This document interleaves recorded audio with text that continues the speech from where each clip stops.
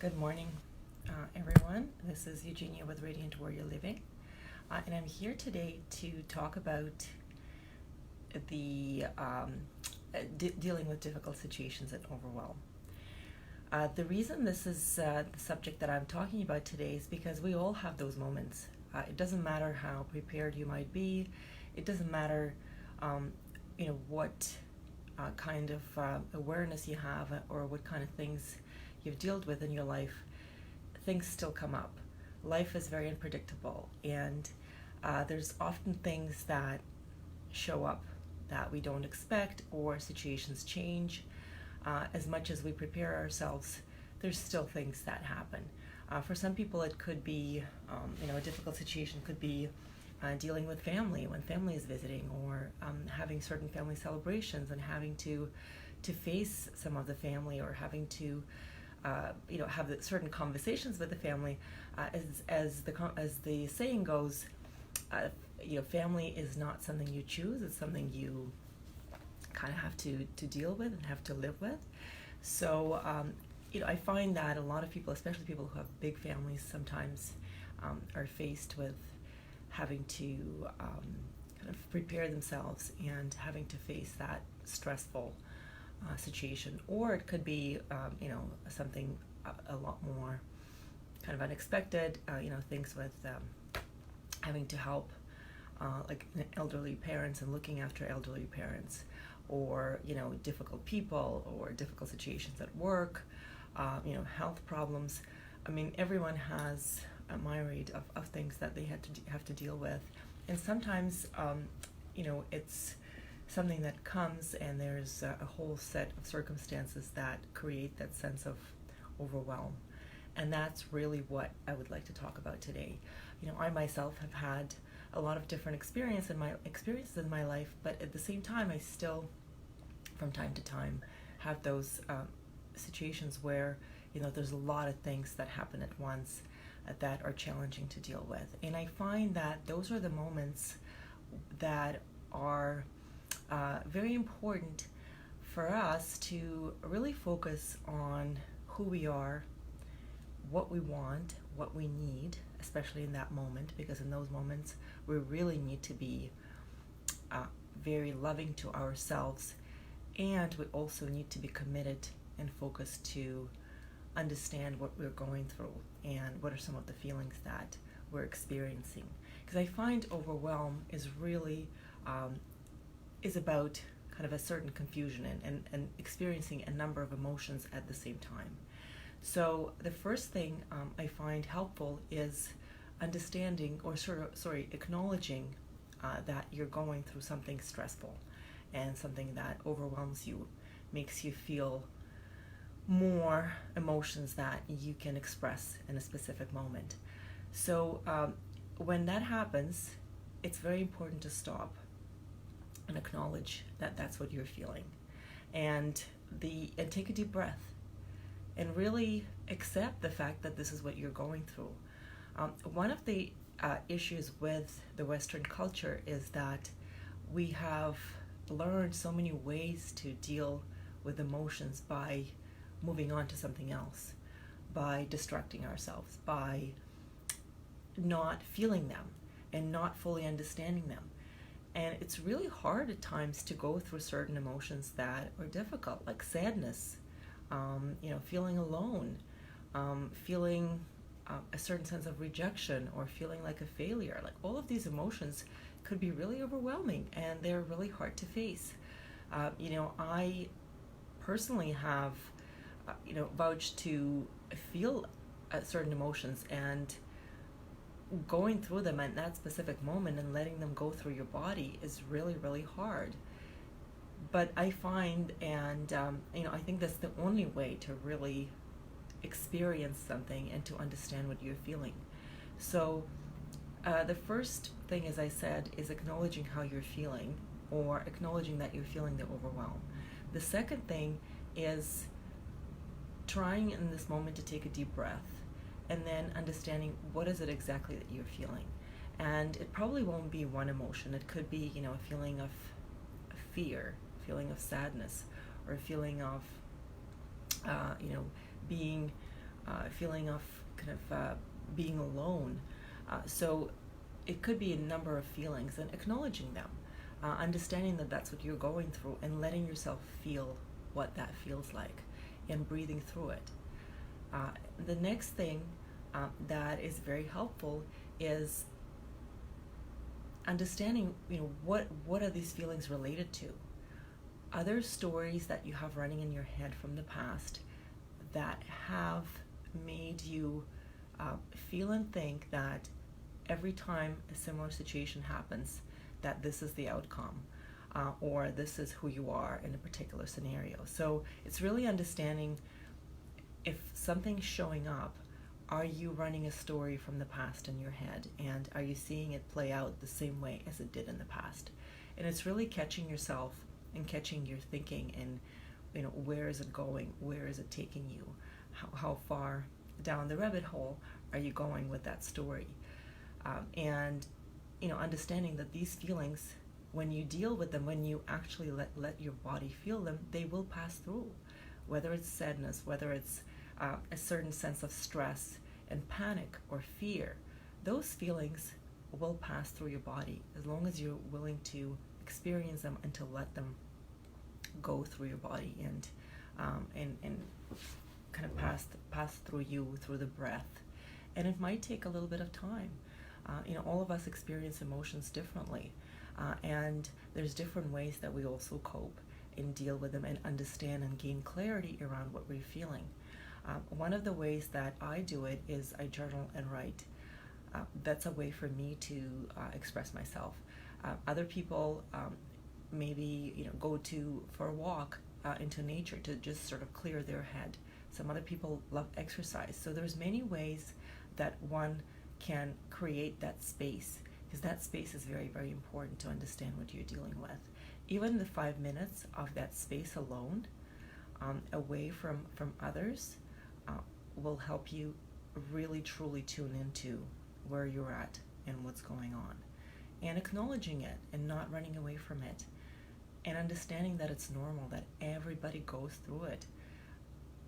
I think part of, in our head, we often understand it, but when we are going through something, very often we actually judge ourselves, and we don't know where it's coming from sometimes. I used to think that being sort of crying or feeling sadness or feeling kind of alone is a sign of weakness. That was a story that was running in my head for many, many years since I was a child. At some point I decided that strong people don't cry. So obviously that's an old story, and I know it now. I obviously allow myself to cry and to feel. But what are some of the stories that maybe are running in your head from since you were young? Because we all create those stories. They help us survive when we're young, but a lot of those stories are no longer true. So I actually think that expressing emotions and crying, if you have to cry. I think it's a very it's an amazing way to cleanse and feel a certain lightness. Or maybe you won't feel a certain lightness right away, but it definitely allows you to express or to let something out. It is really experiencing those emotions, experiencing overwhelm, is really about letting it out and not letting it bottle up. Because when we bottle it up, when we're not dealing with it, is when it creates bigger issues, and it creates a lot more anxiety, and it creates that feeling of panic and being completely blocked. So when those emotions and feelings arise, it's really about understanding and focusing on what is it that's going on with you, and letting yourself experiencing and feeling it, letting it out, finding a way to take that pressure off. Whether it's again, exercise for some, taking a bath. There's many ways to find that space and show yourself in that moment that you're there for yourself, that you're there to understand what's going on. And that self-love and that commitment to yourself is very important. It's actually letting your family members know that you need that moment, and it's really about that love, self-love and self-care. It's not selfish at all. It's really knowing that you're going through this and you need that moment. I'm a mom when my kids were younger, there were a lot of things that they needed, and there were times when I would just say, I need 5 or 10 minutes by myself right now. I felt it. I felt that strong sense of needing that space and needing that time alone. And my kids survived. Everybody survives. I mean, unless it's a life and death situation. So give yourself that time. The next thing is really understanding what is one thing you can do to help yourself ease that feeling, or to help yourself dealing with that feeling. It's only one thing, because when you're trying to come up with a whole plan, it already would be overwhelming. So it's not taking on more than what you're already dealing with. So it's really kind of setting your boundaries. Your boundaries need to be very strong in those moments when you're going through something like this, because if you're allowing in that moment for other situations or other people to bring something else in that might create more of that sense of overwhelm or stress or difficulty, then you're not helping yourself. So it's finding a way to really create those boundaries with others around you, and letting them know that you need a little bit of time, and you need a little bit of extra time, or you need a little bit of time to just kind of just be.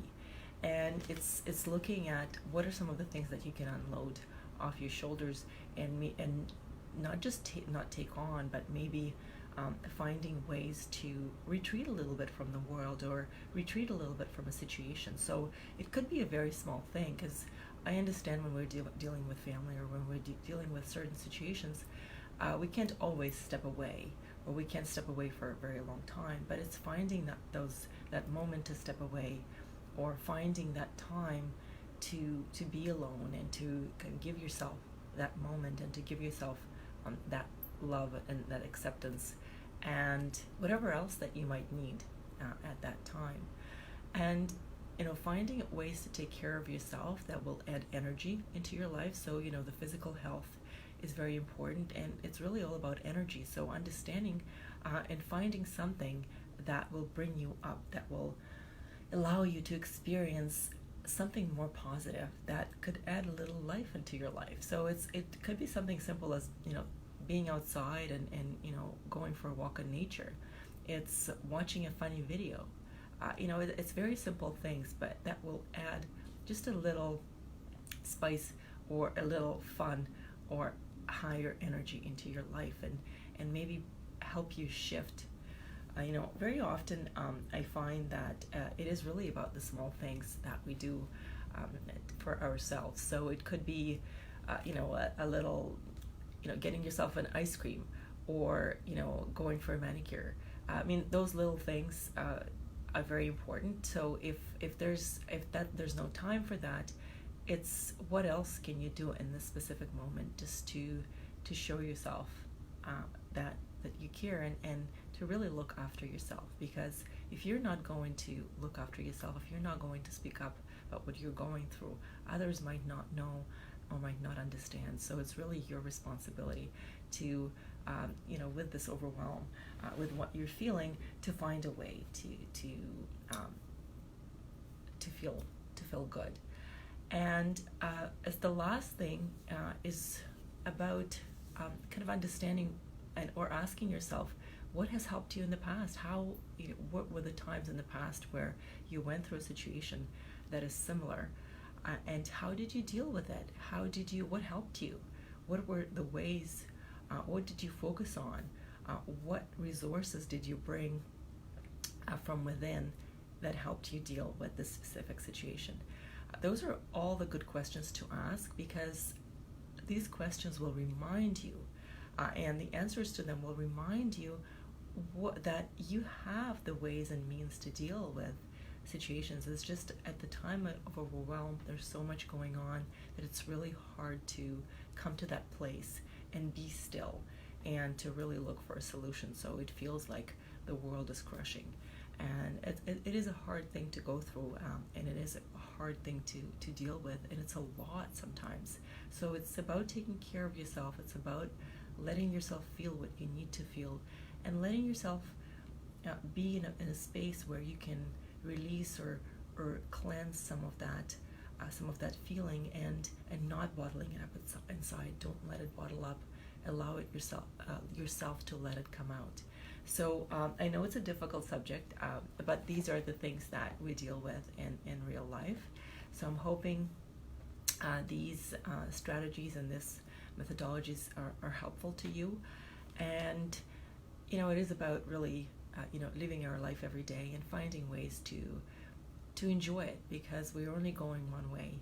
And when we find little things and we string them together through our day, and focus on things that are working well, or focus on the good things, even in the times when you are overwhelmed. It's kind of allowing yourself to stop and notice something good. If you can find that stillness and find ways to focus on what's working, or focus on how amazing you are, that will in itself help you get through what you're going through. And I wish you all the best on your journey. I would love some comments on what are your ways to deal with overwhelm and stress. And I look forward to our next live show, which will be at 10:05 a.m. Eastern every Thursday on Facebook. Thank you.